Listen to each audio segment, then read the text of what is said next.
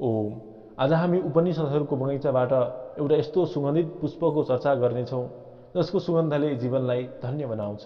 त्यो पुष्प हो श्वेता स्वतर उपनिषद। कृष्ण यजुर्वेदको कट शाखा अन्तर्गत रहेको यो उपनिषद ज्ञान र भक्तिको सुन्दर सङ्गम हो। यसमा ऋषिहरूले ध्यान र योगको गहिराइमा डुबेर ब्रह्माण्डको परम सत्यलाई जान्ने प्रयास गरेका छन्। आउनुहोस् हामी पनि यो ज्ञान गङ्गाको अध्यायहरूमा डुबुल्की लगाउँ र आफ्नो जीवनलाई सार्थक बनाउने प्रयास गरौँ। यो उपनिषदको सुरुवात ब्रह्मज्ञानी ऋषिहरूको एक गम्भीर प्रश्नबाट हुन्छ। उनीहरू आपसमा विचार विमर्श गर्छन्, यो जगतको कारण के हो, हामी कहाँबाट जन्मियौँ, कसो शक्तिले हामी जीवित छौँ र अन्त्यमा हामी कहाँ गएर लिनुहुन्छौँ, कसको अधीनमा रहेर हामी सुख दुःखको विधानमा बाँधिएका छौँ। उनीहरूले काल, स्वभाव, कर्म, आकस्मिक घटना, पञ्चमहाभूत वा जीवात्मा जस्ता अनेक कारणहरूमाथि विचार गरे, तर यी सबै कुनै अर्को शक्तिको अधीनमा रहेको पाए। अन्तमा जब उनीहरू ध्यान योगमा लीन भए तब उनीहरूले त्यो परमदेव परमात्माको अचिन्त्य आत्मशक्तिको साक्षात्कार गरे, जो आफ्नै गुणहरू सत्व, रज, तमद्वारा लुकेको थियो। उहाँ नै हुनुहुन्थ्यो जो कालदेखि आत्मसम्मका सबै कारणहरूमाथि शासन गर्नुहुन्छ। यो ब्रह्माण्डलाई एउटा विशाल चक्रको रूपमा वर्णन गरिएको छ, जसमा जीवात्मा नामको हाँस घुमिरहन्छ। जबसम्म उसले आफूलाई र त्यो चक्र घुमाउने परमेश्वरलाई अलग अलग सम्झन्छ तबसम्म ऊ जन्म मृत्युको बन्धनमा रहिरहन्छ। तर जब परमेश्वरले कृपाले उसले आफूलाई उहाँकै अंशको रूपमा चिन्छ तब ऊ सबै बन्धनबाट मुक्त भई अमृतत्व प्राप्त गर्दछ। पहिलो अध्यायमा जुन परम सत्यको कुरा गरियो त्यसले कसरी अनुभव गर्ने, यसको लागि दोस्रो अध्यायले ध्यान योगको सुन्दर विधि बताउँछ। यसमा साधकलाई आफ्नो मन र बुद्धिलाई एकाग्र गर्नका लागि सबैलाई उत्पन्न गर्ने सवितादेव अथवा परमेश्वरसँग प्रार्थना गर्न सिकाइएको छ। योग साधनको लागि कस्तो स्थान उपयुक्त हुन्छ? उपनिषद भन्छ, यस्तो ठाउँ जो समतल होस्, शुद्ध होस्, ढुङ्गा, आगो र बालुवाबाट रहित होस्, जहाँको वातावरण मनलाई प्रसन्न गरोस् र जहाँ धेरै हावा नलागोस्। त्यस्तो स्थानमा आफ्नो शरीर, घाँटी र शिरलाई सिधा र स्थिर राखेर इन्द्रियहरूलाई मनको सहायताले हृदयमा स्थिर गर्नुपर्छ। त्यसपछि ओम रूपी ढुङ्गाको सहारा लिएर संसारका सबै भयङ्कर प्रवाहहरूलाई पार गर्नुपर्छ। जब साधकको योग साधना गहिरो हुँदै जान्छ उसले कुहिरो, धुवाँ, सूर्य, हावा, आगो, जुनकिरी, बिजुली, स्फटिक र चन्द्रमा जस्ता विभिन्न रूपहरूको दर्शन गर्दछ। यी सबै ब्रह्मको अभिव्यक्तिको सङ्केत हुन्। यसरी साधना गर्दै जाँदा योगीले रोग, गुड्यौरी र मृत्युबाट रहित योगमय शरीर प्राप्त गर्दछ र सबै दुःखबाट मुक्त हुन्छ।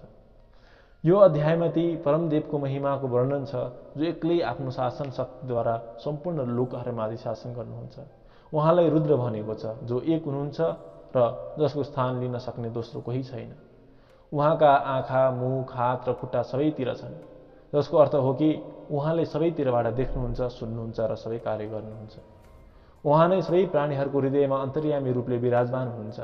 उहाँले नै सबै लोकहरूलाई उत्पन्न गर्नुहुन्छ, पालन गर्नुहुन्छ र अन्त्यमा आफूलाई विलय गराउनुहुन्छ। ऋषिहरू उहाँसँग प्रार्थना गर्छन्, हे रुद्र, तपाईँको जुन कल्याणकारी, सौम्य र पुण्य प्रदान गर्ने स्वरूप छ त्यसैले हामीलाई हेर्नुहोस्। उपनिषदले स्पष्ट भन्छ कि ती महान सर्वव्यापी परमेश्वरलाई जानेपछि मात्र मानिसले मृत्युलाई पार गर्न सक्छ। यसबाहेक मुक्तिको अरू कुनै मार्ग छैन। त्यस्तै गरी चौथो अध्यायमा यो अध्यायले जीवात्मा र परमात्माको सम्बन्धलाई एउटा सुन्दर रूपकको माध्यमबाट सम्झाउँछ। कल्पना गर्नुहोस्, एउटै रुखमा दुई सुन्दर पङ्ख भएका साथी चरा बसेका छन्। पहिलो चरा अथवा जीवात्मा, त्यसमध्ये एउटा चराले त्यो रुखको स्वादिलो फल कर्मफल खान्छ र कर्मको फलमा आसक्त भएर कहिले सुखी हुन्छ, कहिले दुखी। आफ्नो अशक्तताका कारणले ऊ मोहमा डुबेर शोक गर्दछ। त्यस्तै गरी अर्को चरा भने फल नखाइकन केवल साक्षी भावले शान्त र महिमामय रूपमा बसिरहन्छ। त्यो दोस्रो चरा नै परमात्मा हो। जब त्यो दुखी जीवात्माले आफ्नो साथी अर्को चरा अर्थात् परमेश्वर र उहाँको महिमालाई देख्छ तब ऊ सबै शोकबाट मुक्त हुन्छ। यस अध्यायले यो पनि स्पष्ट पार्छ कि प्रकृतिलाई माया र त्यस मायाको स्वामीलाई महेश्वर भनेर जान्नुपर्छ। यो सम्पूर्ण जगत उहाँकै अंशले व्याप्त छ। त्यस्तै गरी पाँचौं अध्याय बन्धन र मुक्तिको रहस्य। यो अध्यायले जीवात्मा किन बन्धनमा पर्छ र कसरी मुक्त हुन्छ भन्ने गहिरो विवेचना गर्छ। जीवात्मा आफ्नो कर्मअनुसार देवयान, पितृयान वा अन्य विभिन्न योनिहरूमा जन्म मृत्युको चक्रमा घुमिरहन्छ। उसको बन्धनको कारण अज्ञानतालाई आफूलाई प्रकृतिका गुणहरूसँग जोड्नु हो। यो जीवात्मा स्वरूपमा अत्यन्त सूक्ष्म छ। केसको टुप्पोको 100 भागको 1 भाग र त्यसको पनि 100 भाग गर्दा जति सानो हुन्छ जीवात्मा त्यति नै सूक्ष्म छ।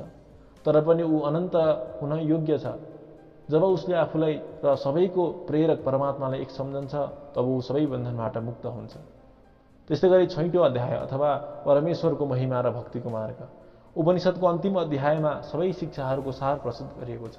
यसले पुनः स्पष्ट गर्दछ कि स्वभाव वा काल जस्ता कुराहरू जगतको कारण होइन, बरु एकमात्र परमदेव नै हुनुहुन्छ जसको महिमाले यो सम्पूर्ण सृष्टि चक्र चलिरहेको छ। उहाँ प्रकृति र जीवात्मा दुवैका स्वामी हुनुहुन्छ र तिनै गुणहरूमाथि शासन गर्नुहुन्छ। उहाँका कुनै स्वामी छैन, उहाँलाई कसैले उत्पन्न गरेको होइन। उहाँको ज्ञान, बल र क्रिया स्वाभाविक छन्। अन्तमा मुक्तिको सबैभन्दा सरल र श्रेष्ठ मार्ग देखाइएको छ।